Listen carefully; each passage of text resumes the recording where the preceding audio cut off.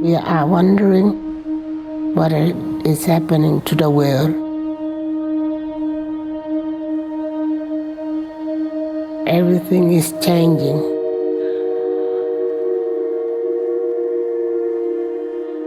The very idea of human being some sort of natural concept is really going to change.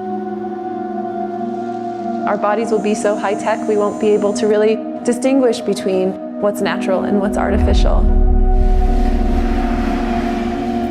Inside our own heads is the most complex arrangement of matter in the known universe.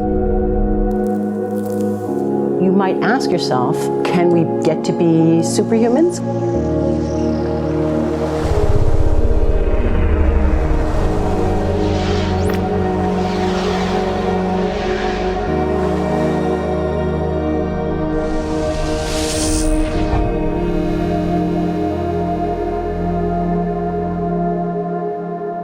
The original Industrial Revolution was driven by the discovery that you could use steam engines to do all kinds of interesting things.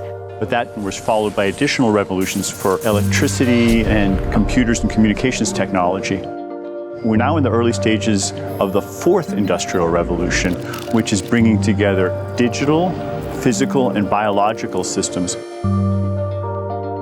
One of the features of this fourth Industrial Revolution is that it doesn't change what we are doing, but it changes us.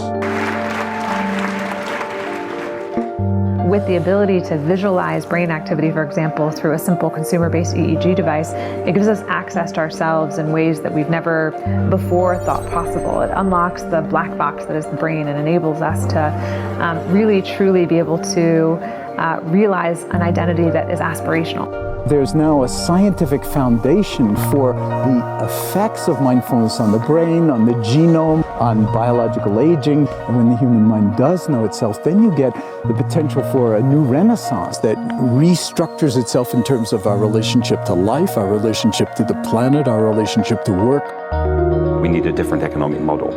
And by that I don't mean capitalism versus communism. What I'm talking about is a shift in the system along the lines of the two big changes that happened in the 20th century, Keynesianism, with a much greater focus on health and education and the role of government working with business, and then a reaction against that in late century to neoliberalism, where the focus was on free markets, freedom of the individual, and getting governments out of the way.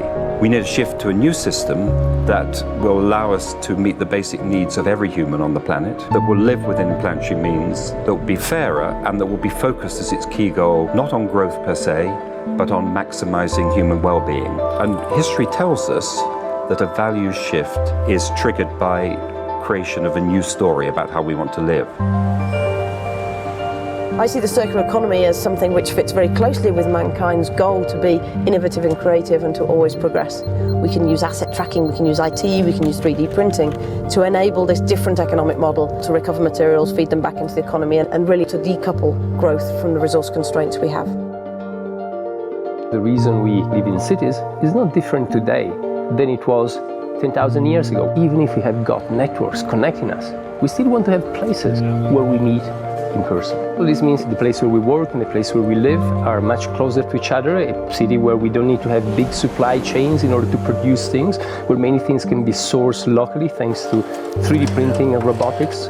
So if we're able to do something to transform cities, to make them more efficient, then the impact can be huge. Think about the prospect of getting rid of plastics. We must not only be inspired or informed by nature, but actually use natural organisms with which to design products and building parts. Only instead of varying material properties, we're varying biological functionality.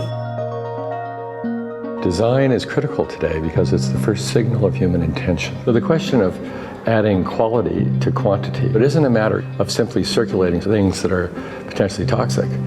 It's circulating things that are safe and healthy for all generations. So the goal is no longer, I want to be less bad, less monotonous, less unsafe, less unjust. It's really about a diverse, safe, healthy, and just world with clean air, clean water, clean soil, clean energy.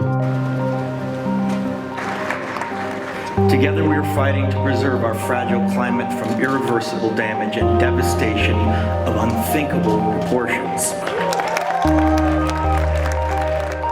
If we think about the original Industrial Revolution, it was an energy revolution. I like to think of it as a kind of bookending of a period in human history during which we used fossil fuels, and it worked very well for us for a long time. But now we have to bring that to an end. We have energy technologies that can power our civilization: solar, wind, biomass. So then the question is, well, how do we get grid integration? Maybe the wind is blowing in Denmark, the sun is shining in Germany, and now you can move that electricity through an integrated grid.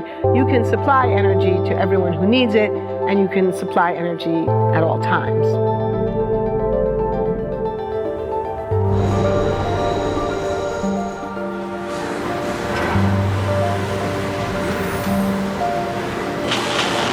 Walking around, you do see different stuff as far as like the body marriage line. They use a lot of things that help them lift up and move things to the car. You just sit there and, you know, program something, and it has its own set mind to go ahead and do everything. And then as humans, we just come in and take the extra step to help the technology. It's not the cure-all for everything. There's definitely a lot of things where people perform the operation better, but certainly for the right applications, robotics are a huge improvement for the process. The prediction of 5 million jobs lost by 2020 to technology is serious, but it's not the main question. Construction, manufacturing, services, public health and education, these industries will still exist. The main question is, what will be the future of work? How will we define work? How will we share the wealth? From the viewpoint of the labor or jobs, now we really need new education or new training. We're working with a World in Motion and First Robotics, trying to encourage students from 3rd grade all the way up through the end of high school. We had students make sailboats, and then we had them race them, and so they could see how quickly they could move. And they immediately went back and started to say, oh, I saw what happened, I'm going to go change this or that. And that was 3rd graders. I just given a prize to a kid of 18 years old that has discovered something really very, very unique. Came up with how to get better productivity and better yields for seeds of corn. And so he basically came with the idea that if you would perforate these seeds, you would get more food. And you think about it and say, but he didn't go to university. So how does he get all that knowledge? And he told me, I mean, I've been watching YouTube since the age of 12, and I'm so interested that I've seen everything about it. I've read everything about it.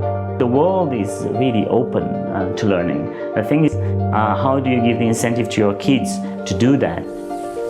It's this ability of digital technology to change outcomes, to truly empower people all over the world that can create a more equitable growth, because I think the world needs that. Fourth industrial revolution has the potential to make inequalities visible and to make them less acceptable in the future, and hopefully to gather and garner political support to take the necessary decision to reduce the gap.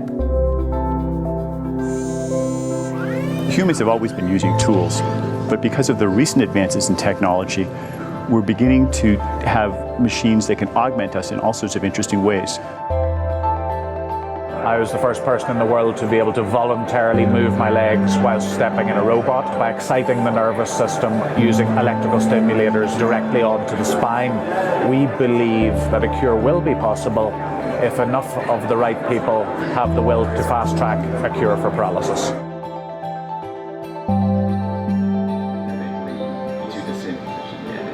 We take two things from the patient. First, we take a 3-dimensional X-ray and we extract the 3-dimensional data out of that so we can make a perfectly shaped puzzle piece.